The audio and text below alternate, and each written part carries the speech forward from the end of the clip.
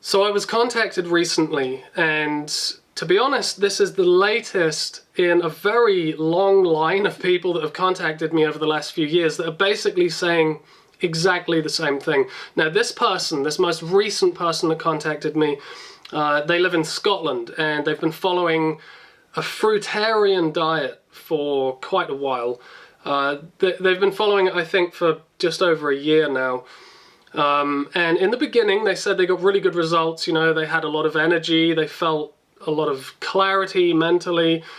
They just felt really good, you know, they felt like they detoxed and things were going really well.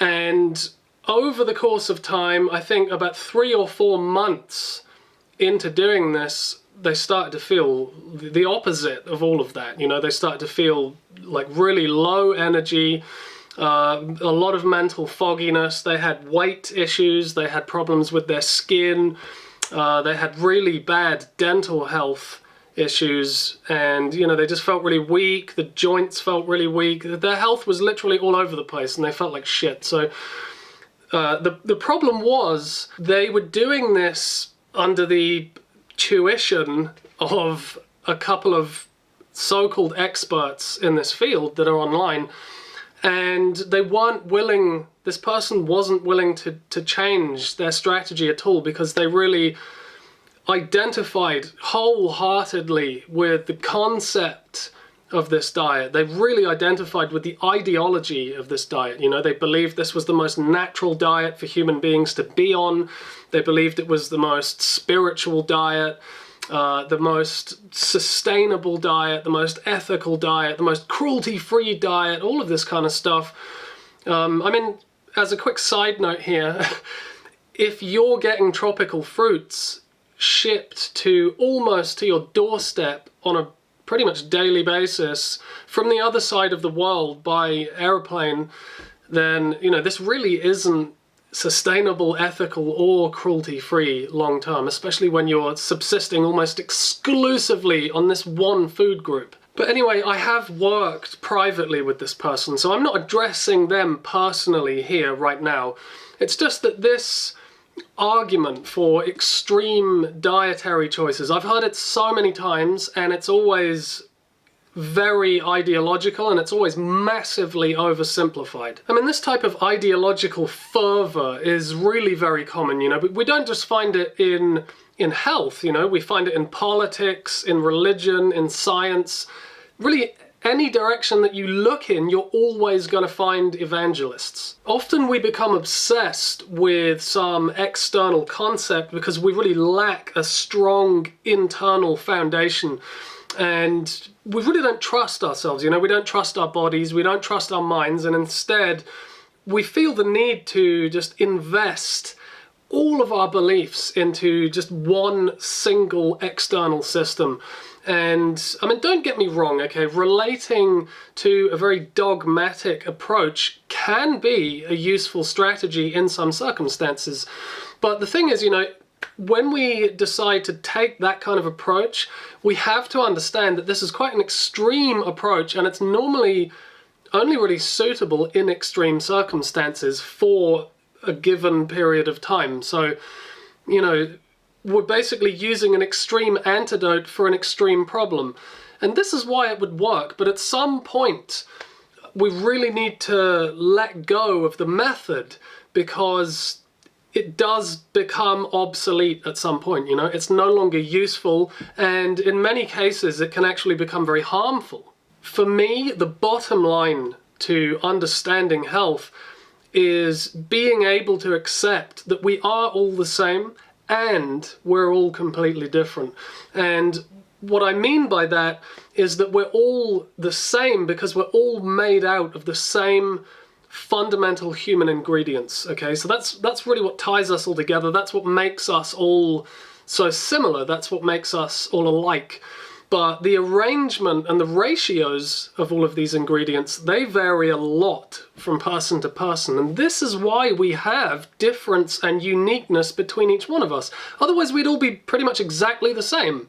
And if that was the case, then one diet or one religion or one way of doing anything would probably work very well for pretty much everybody, but it doesn't, you know, this just isn't the case. There really is no one-size-fits-all solution to health at all. It just doesn't exist, you know. We all live in different climates, we're all living in different situations, different circumstances, and most importantly, we all have different constitutions. So this really makes all of the diets and all of the herbs and the workouts and the therapies and all of this stuff just a collection of different tools that we have at our disposal.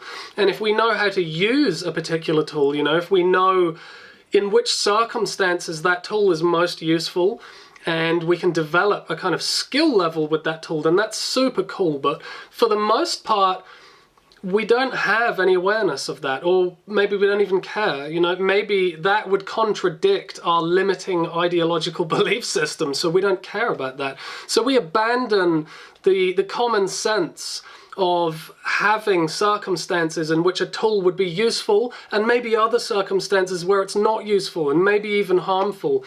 So when we're kind of in that mindset, it becomes very, very easy to just abuse a tool, you know, to overuse it way past the point at which its usefulness has expired ages ago, you know, and it's basically become completely redundant at this point, and it's exactly that point that we can end up doing a lot of damage to ourselves. Fucking oath, mate. You invest everything you've got into me and I promise I'll be able to do everything you ever need in any situation. Oh yeah? So if I need you to hammer some nails into the wall? No fucking worries, mate. But what if I need you to screw something into the wall? Screws? Don't worry about that, mate. You just hammer those screws and you'll be fucking fine. Okay, well, what if I need to saw a piece of wood? Just fucking hammer it till it breaks, mate. So you can provide for my every possible need. Fucking right, mate. No bloody worries. But it really can be like that though, you know, because so often we don't have any awareness about things like our personal constitution, and we really just haven't been paying any attention to the signs and signals that our body and mind have been communicating to us. And in a way, it's like we've been doing things blindfolded for ages, you know, or we've been behaving in a way, it's just coming from a place of ignorance, which is normal, you know. That's how pretty much everybody starts out on the path towards greater health. We don't really know what we're doing, and we try stuff and we learn stuff along the way. But I think the big problem here are these experts or educators online that are promoting this very extreme way of living as though it's a way for everybody, regardless of circumstances, regardless of constitution. This is a way for everybody to achieve the same results no matter what, which is absolute bullshit. In that situation, it's as if we've been trying to screw nails into a wall for years, you know, and it's a lot of hard work. We're not really getting anywhere with it. And then we find this new diet, you know, and it temporarily provides us with something that we need. And it's as if we've just discovered the hammer for the first time ever, you know, and we're getting these amazing results straight away because it actually works, you know, it does exactly what you need it to do. And it can be a feeling of elation. It can be like an epiphany. It can be like an amazing realization that we have. But it's very important to not take it out of context, you know. This is a tool that we're using, and these circumstances that we're in might be conducive to that tool working at that time. The problem comes, you know, when we get really obsessed with it, we become kind of addicted to it, and we become very ideological about the whole situation, and we turn it into something much bigger than it actually is.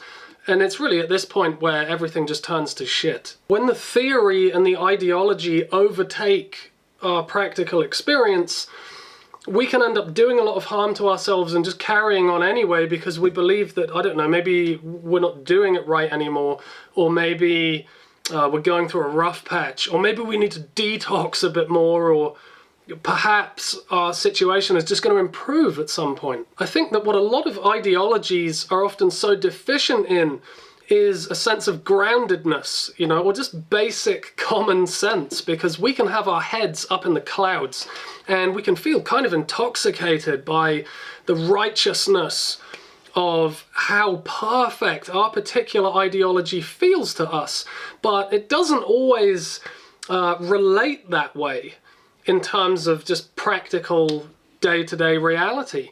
And I think when our experience begins to contradict our ideology, it's so important that we actually maintain a certain degree of openness so that we can explore any potential weaknesses or flaws that our ideology may have, and try to accept that although it may feel like a near perfect ideology, it may not translate so seamlessly into actual real life experience over the long term, or even the short term. Plus, when we get a bit fundamentalist about these kind of things, it can turn us into assholes, really, because we become really intolerant of other people that are doing things differently.